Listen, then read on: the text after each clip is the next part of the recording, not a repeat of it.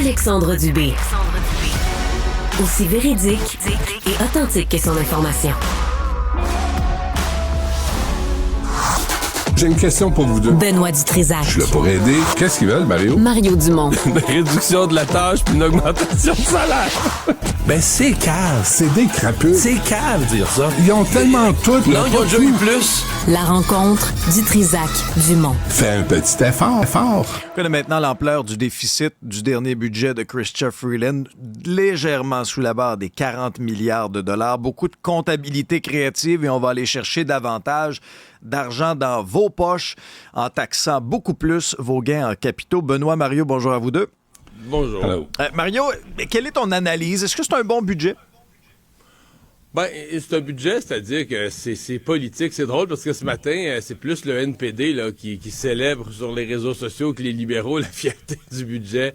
Il dit qu'ils ont tout obtenu, puis les programmes sociaux. Et je comprends un peu pourquoi. La surprise, c'est que le déficit, c'est pas compliqué. L'automne passé, Mme Freeland annonce un déficit de 40 milliards. Et là, pendant 3 semaines, le gouvernement annonce des milliards tous les jours. Tu dis, écoute, il va falloir ajouter ça au déficit. Il n'y a pas de nouvelles sources de revenus, il n'y a pas de nouvelles patentes, il n'y a pas d'argent qui est tombé du ciel. Puis on arrive toujours au déficit de 40 milliards. Donc, oui, il y a des trucs comptables, mais il y a aussi le fait qu'on a reporté beaucoup. Tu sais, mettons que Pierre Poilievre était élu en cours d'année, là. Je veux dire, son budget de l'année prochaine, puis l'autre après, sont déjà engagés, là. C'est comme si on met le bras dans le tordeur pour les budgets à venir.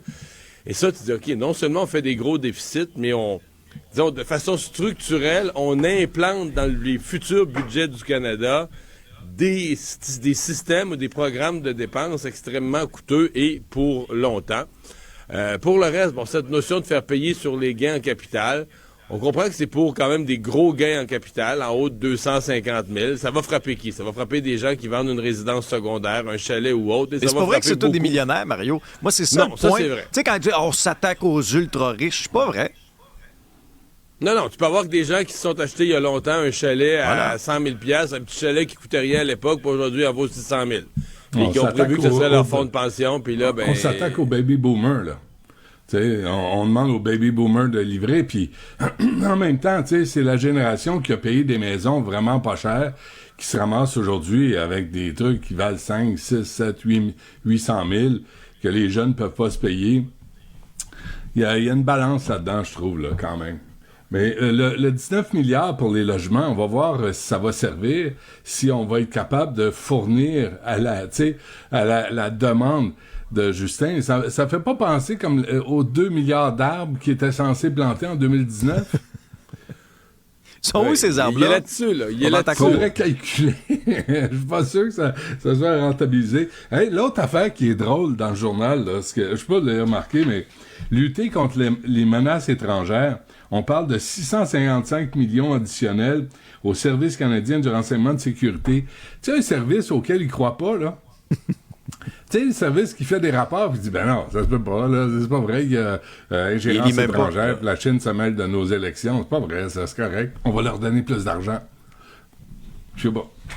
L'autre affaire, depuis 2015, je suis allé voir vite, là, tu sais, j'ai pas les ressources toutes, là, mais j'aimerais ça qu'on se penche sur le gouvernement Trudeau et les communautés autochtones. Oui, on veut que l'argent se rende aux familles, aux enfants. On veut améliorer la qualité de vie. Ça se discute même pas, là. C'est même pas sur la table. On s'entend là-dessus. Sauf que je vous rappelle qu'en 2015, Trudeau est arrivé puis a aboli la reddition de comptes des conseils de bande, qui avait été imposée par Stephen Harper. 2015, là, puis là, je vous donne des chiffres, mais il faut tout vérifier, là. On parle d'un ajout de... Tu sais, on était à 24 milliards en 2015. Et là, j'ai regardé les budgets 2016 jusqu'à 2023. Il y en a, c'est sur 5 ans. Il y en a, c'est par année, tu sais, mais tu sais, on parle de 2016-2017, 8,4 milliards additionnels sur 5 ans. 2017, 3,4 milliards. 2018-2019, 18 milliards sur 5 ans. Écoutez, ça continue comme ça. Il faudrait que quelqu'un fasse le calcul. Je vais répondre à ta question. J'ai écrit, c'est l'année passée ou il y a 2 ans, une chronique pour dire que le budget fédéral total des affaires autochtones avait doublé sous Justin Trudeau. Donc, carrément OK, doubler le budget. Je suis pas fou, Et là, là. on continue d'en rajouter. Donc là, on doit être rendu à une augmentation de 130 à 140 sur 9 ans. Puis tu poses la bonne question, est-ce qu'on a vraiment des résultats? On nous dit encore qu'il y en a qui n'ont pas d'eau, qui n'ont pas des choses de base. C'est sûr qu'il y a une question où est allé l'argent, là. C'est certain. Et là, il y a 9,1 milliards additionnels. Alors, est-ce que quelqu'un, quelque part, va dire, OK, c'est parfait, on veut aider, on a un rapport historique, on comprend ça. Où va l'argent? Est-ce que, puis là, je le sais, je vais choquer du monde, là. Il va au conseil de banque qui gère bien ça, qui donne ça à la communauté, qui améliore la qualité de vie, ou c'est des conseils de bandits qui détournent l'argent à leur fin. Puis il va falloir répondre à la question. Je sais que ça choque tout le monde, les bien-pensants, les bien ruminants, puis ceux qu'il faut pas déranger. Je suis désolé, là, mais les enfants de ces communautés, les familles de ces communautés méritent l'aide qu'on leur envoie et ils ne doivent pas être détournés pour acheter des pick-up à 125 000 $. Et là, Benoît, moi, je voudrais qu'on fasse la lumière là-dessus.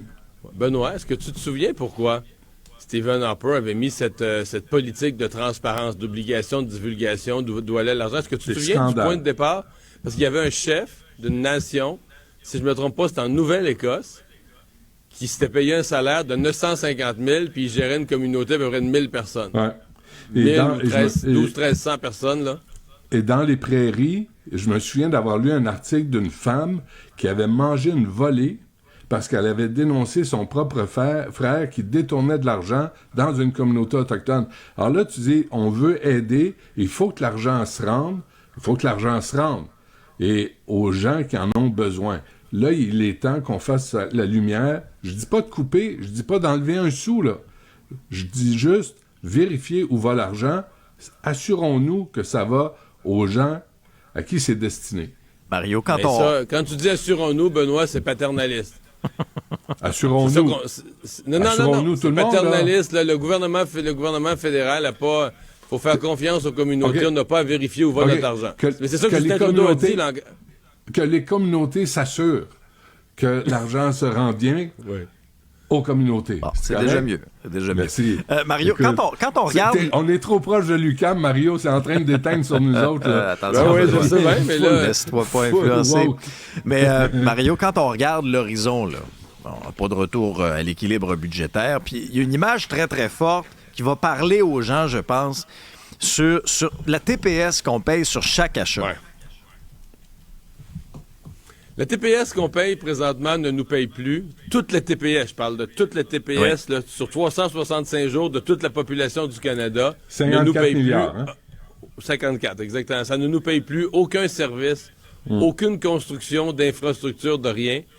Toute la TPS s'en va à payer les intérêts sur la dette. Puis soyons précis, on ne rembourse pas un sou de la dette avec juste les intérêts. On paye juste les intérêts. Donc, la totalité de la TPS, pourquoi? Ben parce que, écoute, c'est quand même quelque chose. La dette, depuis que Justin Trudeau est arrivé, la dette du Canada a plus que doublé. C'est-à-dire que les 160 ans d'histoire du Canada avant lui, on avait ramassé 600 quelques milliards de dettes. Puis, dans ces 8 premières années, il y en a accumulé un autre 600 quelques milliards. Puis là, le 40 d'hier, là on a dépassé d'avoir doublé. Là. Donc, tu payes des intérêts sur une dette qui est devenue énorme. Puis, il y avait une phrase de Justin Trudeau sur laquelle moi j'avais accroché dans son énoncé post-COVID, là, en 2020, quand on disait là, la relance dans la COVID. Il avait dit, nous, on a des garanties au gouvernement fédéral, on a étudié ça, les taux d'intérêt, aucun risque que les taux d'intérêt augmentent dans les prochaines années. Puis je me souviens, j'avais même fait une chronique pour dire, tu sais, des fois, tu accroches sur quelque chose, une chronique dans le journal que tout le monde avait dû se dire de quoi l'innocent Dumont il parle. Je dis, sur quoi il se base? Comment il sait ça, les taux d'intérêt ne monteront pas? Je sais, dans l'histoire de l'économie, s'il y a une chose, il y a plein d'affaires qui sont imprévisibles comme ça, d'où la prudence de dire, gérer prudemment, là, c'est accepter qu'il y a une série de conditions économiques que tu sais pas trop où ils vont aller. Mais lui, il affirmait ça, les taux d'intérêt augmenteront pas. C'est pas compliqué, je pense, la semaine d'après, a eu l'effet inverse. Le fait qu'il l'ait dit, les taux d'intérêt ont commencé à augmenter. Il avait vu ça dans ses Cheerios. Mais imaginez gérer vos affaires comme Justin, là. Là, tu dis, tout l'argent qu'on fait, là, tout le salaire qu'on ramasse, là, s'en va à payer les cartes de crédit sans rembourser les cartes de crédit. Juste payer les intérêts sur la carte de crédit. Tu fais faillite. tu perds ta maison, tu perds tes shorts, tu perds ton char, tu perds ta femme, tu perds ta famille, tu perds tout, là. Tu travailles Mais c'est un parvenu. Il comprend pas la valeur de l'argent. C'est un parvenu qui a jamais travaillé de sa vie, Justin Trudeau, et on voit le résultat. Là, il va falloir allumer. Là, le pire, c'est que l'option, c'est Pierre Poilievre. Là, je suis pas très rassuré. Mais c'est... Moi, je suis inquiet. Puis le pire, c'est qu'il annonce que après, en 2028-29, on revient à la normale avec un déficit de 20 milliards. Pour lui, là, gérer le pays, c'est au moins un déficit de 20 milliards, puis ça, c'est la normale. Il est temps qu'il c'est les déficits modestes qu'il nous avait promis son élection de 2015. Voilà. Il nous avait promis des déficits modestes. C'est le mot qu'il avait employé, excusez-moi. Mais Benoît, tu parles de Pierre Poilievre. Attention, là, Mario. Il recrute et c'est une tentation pour plusieurs. Éric Lefebvre, qui est le whip de la CAQ, a décidé, lui, qu'il voulait se présenter sous la bannière conservatrice au fédéral lors de la prochaine élection et qui va maintenant siéger comme indépendant, Mario. Oui, et ça, je dirais, c'est pas une nouvelle, c'est au moins 3 grosses nouvelles, sinon plus. Un, tu viens de le dire, Pierre Poilievre recrute au Québec. Il recrute quand même des candidats de prestige parce que, bon, avec des bons sondages, ça aide à recruter. Et donc, va chercher le whip de la CAQ, un député donc déjà élu dans le coin d'Arthabasca, là, dans Victoriaville. 2, la CAQ perd du monde. Là. Et c'était une crainte dans le camp de François Legault de perdre des joueurs. Ils ont perdu Joël Boutin dans Jean Talon l'année passée. On se souvient ce que ça a donné comme élection partielle après. Là, ils en perdent un. Et 3, l'autre nouvelle, c'est qu'il va y avoir une élection partielle dans la circonscription d'Arthabasca. Et sincèrement, celle-là... il dit que non, lui. Il dit qu'il va rester là. Mais l'élection fédérale va arriver avant l'élection provinciale. Non. Pour l'instant, il reste député indépendant. Il ne crée pas une partielle à court terme dans l'immédiat, mais il y en aura une un jour. Et celle-là, elle sera cruciale pour la CAQ. Là. Si la CAQ, tu sais, c'est la région des Bois-Francs, c'est dans le centre du Québec, c'est une des premières régions où la CAQ a été forte. Si François Legault perdait mettons que Lefebvre quitte dans un an, puis qu'il y a une élection partielle qui va commencer à être plus proche de l'élection générale, si la CAQ devait perdre celle-là, ce serait vraiment, vraiment, vraiment la fin du monde. Ils vont ressusciter quelle promesse? Ben là, ouais, je sais pas. Donc, c'est plusieurs nouvelles dans une. Et pour la CAQ, c'est un petit peu plat de perdre son whip quand même. Tu sais, c'est comme le whip, le préfet de discipline, mais en même temps, c'est le motivateur. C'est un peu comme le capitaine de l'équipe là, dans un sport, là, tu sais. C'est pas un bon candidat. Ça a l'air fou quand c'est lui qui parle. J'y vois aucun opportunisme. Aucun. Mais je comprends que pour M. Lefebvre, il y a 203 000 bonnes raisons de quitter la politique provinciale pour aller au fédéral. Légèrement c'est l'écart entre le salaire d'un ministre fédéral puis le whip au Québec? Non, mais le député, 203 000 là, depuis le 1er avril. Moi, j'ai retenu ça. Moi, j'étais à 150. Député, le salaire d'un député fédéral qui est assis en arrière, qui joue au Sudoku pendant qu'il y a des débats. Non, mais lui, il serait ministre. Là. Lui, il s'en va là pour 375 000, 300, je sais plus, 350 000. Il s'en va pour le salaire de ministre fédéral. Là. Il part à 203, là. S'il est juste député, assis en arrière, il est assis en arrière, 203 000. Là, tu dis, est-ce que c'est ça, sa motivation? Moi, tu sais, il est au pouvoir, il est au gouvernement provincial, puis là, tout à coup, il veut aller... Faudrait lui parler. Mais Benoît, là, je pose la question, qu'est-ce qui motive sa décision? Ouais, mais si Pierre Poilievre était à 20 dans les sondages, puis la CAQ à 45, tu penses-tu qu'il ferait le même geste? Ah oui, je suis sûr que oui.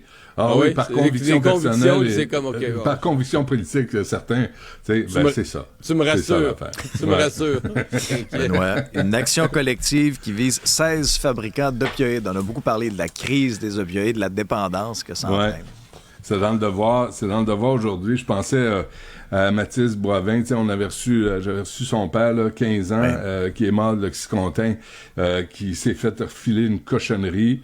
Je pensais à McKinsey, qui a dû payer 600 millions pour son rôle, pour avoir moussé les ventes de ces cochonneries des opioïdes. Et là, aujourd'hui, c'est la Cour supérieure qui accepte une action collective au Québec qui vise 16 fabricants d'opioïdes. Et on leur reproche de ne pas avoir bien informé les patients. C'est un médicament antidouleur, on le sait, là. Ça crée une dépendance et d'avoir utilisé des stratégies de marketing agressives et trompeuses pour les vendre. Les demandeurs réclament 400 millions de dollars juste en dommages punitifs. Mais ça va au-delà de ça, là. Ça va à la crise d'itinérance qu'on voit. Ça va à ce qui se passe dans les rues aujourd'hui. Les gens qui perdent tout parce qu'ils deviennent accros. Puis il donne l'exemple d'un gars qui est tombé d'un toit. Puis on lui a donné des opioïdes pour calmer la douleur. Puis on l'a pas averti là que tu pouvais créer une forte dépendance. Alors tu sais, les gens ont tout perdu. Les gens ont perdu leur vie avec ça. Puis là, il va y avoir une action collective. J'espère que les gens vont être tenus responsables, mais il faut voir comment ça a coulé dans la rue, ça a provoqué de la déchéance chez les gens, puis on le voit autour de Cube, là, souvent, là, des gens qui sont complètement partis. Attends de voir cet été. Attends de voir cet été, ouais. Alors ça, mais je sais pas où ça va nous mener socialement. Tu sais, je suis content que les gens qui aient subi des dommages à cause de ces médicaments reçoivent une certaine compensation. On parle de 30 000 $ en dommages.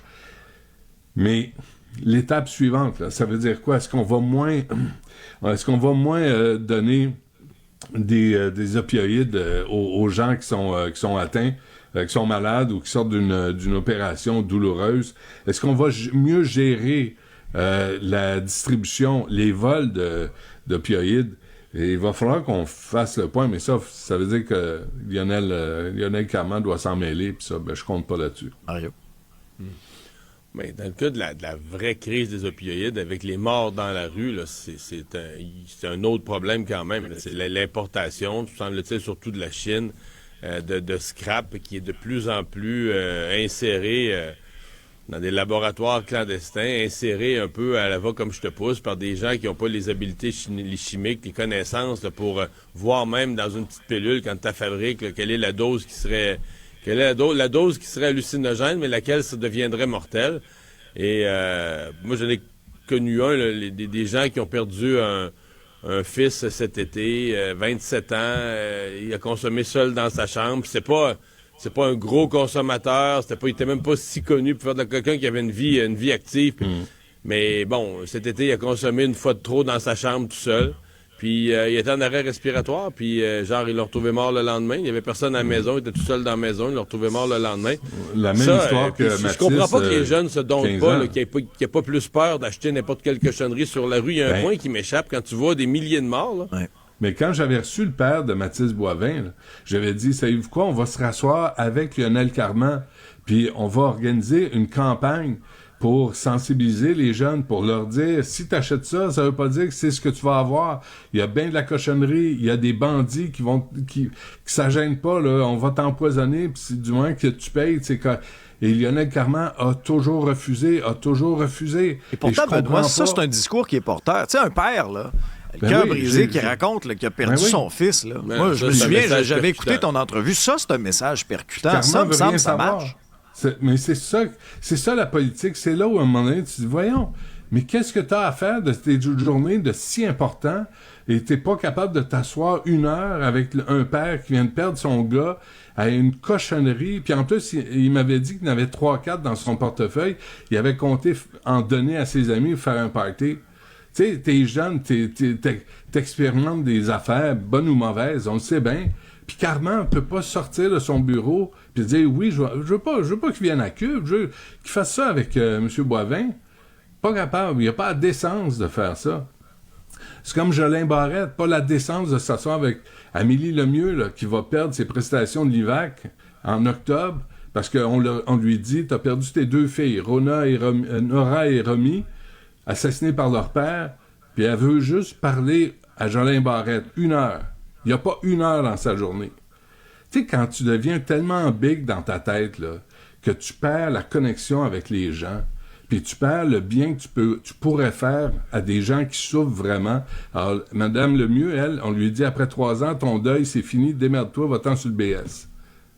Ben, c'est ça le problème aussi de ces modifications-là. Oui, on aide davantage de personnes, mais vous avez 3 ans pour aller mieux, sinon, ben, arrangez-vous. Ça n'a pas de sens. Ouais. Benoît, Mario, merci à vous deux. Bonne journée.